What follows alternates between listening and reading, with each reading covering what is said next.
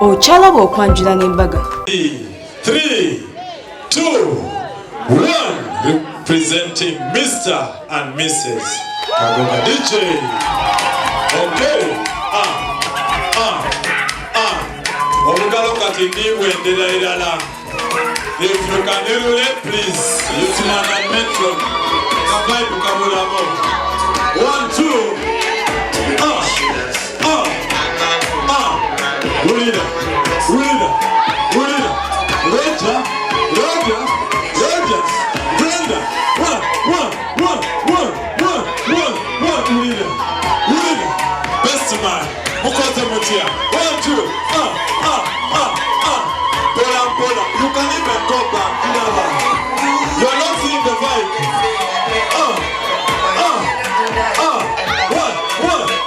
One. Ulida. You can even go down. Paka chini. It's your day. Paka chini. Roger.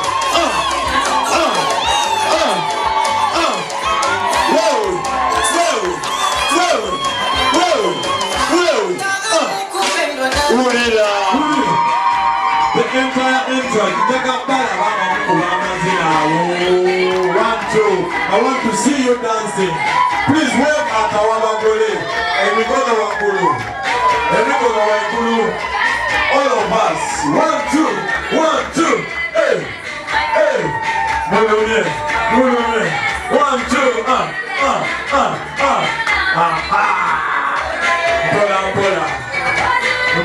Pola. Slowly by slowly, we move. 1, 2. 1, 2. Ulida. 1, 2.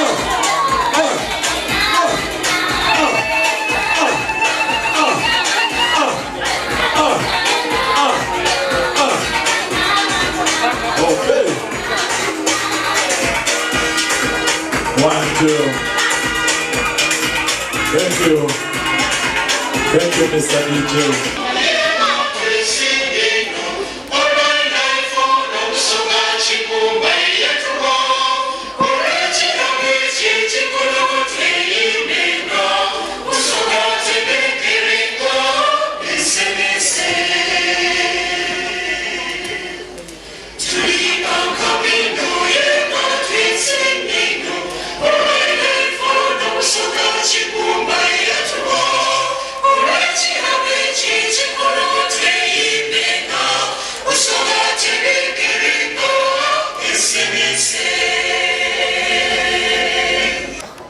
Kwebaza olunaku luno omukolo guno kuba gwatandise okutuuka ekiseera kino. Katonda afayinza byonna, tuteeka byonna mu mikono gyo Mukama. Ekiseera ekisigadde tukiteeka mu mikono gyo. Katonda ayinza ebintu byonna taggwawo. Tukwebaza olw'abagole byonna by'obayisizza mu kanisa. Tukwebaza olw'abantu bonna b'otambuzizza okuva okumpi n'ewala abaze olw'omukolo guno. Era tukwebaza olw'enteekateeka yonna n'embeera y'obudde Mukama gy'okoze. Katonda afayinza byonna, tutadde ekiseera ekisigaddeyo mu mikono gyo. Jangu era otukulembere mu buli kimu Mukama. Katonda afayinza ebintu byonna, na buli muntu yenna agenda okuva wano okudda gy'avudde addeyo mirembe. Katonda ng'ayinza byonna. Era tusabidde ebyokulya n'ebyokunywa byonna ebyateekeddwa tubiwadde omukisa mu linnya lya Yesu. Buli muntu yenna agenda okubirya bimukole bulungi mu bulamu bwe mu linnya erisinga amannya gonna erya Yesu Kristo Mukama waffe. Amen.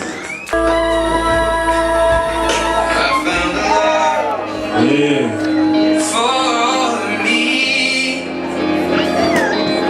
darling, just dive right in, follow my lead. I found a girl, beautiful and sweet. Well, I never knew you were someone waiting for me.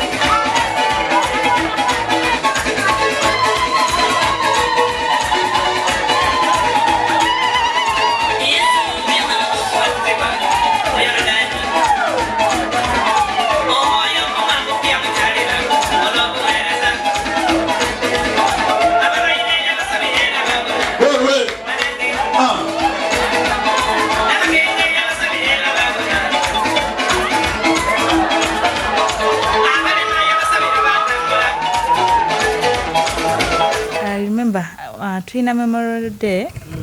Ono it was in 2019.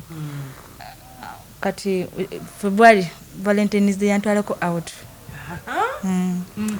Awo nga tetunabeera wamu nga tunafuna mwana. Lunaku lwaffe neteeka bulungi nnyo. Kati yalujjukira era lwe yangamba mu 2023 February nangamba Brenda, do you know what? I'm going to wed you. Saabiriiko ne mugamba naawe nedda kale nga sibiriiko nga ndaba nga tekisoboka. Naye Mukama n'atuyamba na keeping on his promise ne tutandika okuorganizinga. Mukama yatubeera batemanyi Sharutankubuulire buli obufumbo buno mubutandika babiri. Those vows you make before church mutandika, you make them out of your feelings. Naye nkwagala nnyo, sigenda kukyawa, simanya until Lake Victoria dries. You're making them out of your feelings, temunabiteeka mu maaso ga Mukama. Naye Mukama yatuyamba nti tebyakoma okwo, twagenda mu kyaki. Okimanyi nali nga ntambula lwakuba nti wampe emirembe, ndi mu saloni yo nga bankubira Brenda, kuba yantwa took me back to school. Brenda, we are calling you for an interview for promotion. Mala omukolo ku Friday, ku Saturday, nga Monday na promotional interviews. And I was promoted. Wow. Yes. So je mix, yes, I'm a blessed woman. Yes. You people out there, bulungi actually, world there without okubeera nti mweyagala, leave alone the family members, relatives. Waliwo feeling joy no funa nkonga ya muntu gosanze mwana w'omuntu, like omulenzi w'omuntu oba muwala wa you meet and yes. So kati obulamu obwo jukira mujja kwesanga nga mwina different personalities. Naye era Mukama, two heads are better than one. Mukama kyagasa owamu, you keep buli mubeera awamu mugenda nga mwetegeera, waliwo ebitagenda kyuka naye ate we mwetegeera nga mwina mwemanyi, waliwo emikisa egimu egijja ekisooka children. Actually God bless us with children. A blessing lyasooka otuwa. Kati children waliwo ebimu ebyegattako, development, si kubeerawo nti muli mu relationship yokka nedda, mulina okubeera nga mukulankulana. Yes, mukulankulana Mukama bo. Tufunye nga tuli wamu after marriage. Tufunye emirimu, tuzeeyo ku ssomero, tuguze poloti zaffe, Wakiso, we are transport, yes, transport and many other things. Sharuta, on the way even I've started a business, Sharuta, yes, like it's like yours. Even I was coming to you.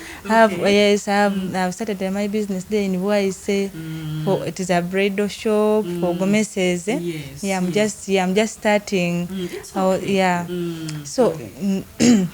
I wanted to go to my field, but it needs a lot of monitoring because tukola na bulamu, and I was very busy with school and work. Ningamba at least there toja kwenye ku pressure ntato mulada lati ayo muwadde che they need you this way. So that's why nagende yo kusaid wenzo kumboza right to are interested calling Mukama wona wabakutadde. Yes. It is fine. It is okay. And also I applied. I'm going for my bachelor's in midwifery. I'm a midwife ndi muzaalisa. Njagala nnyo abaana n'abakyala. Fembi tuli basawo. Tuli mu malwaliro ga njawulo. Nze nkolera Kawempe National Referral Hospital. Okyalaba okwanjula n'embaga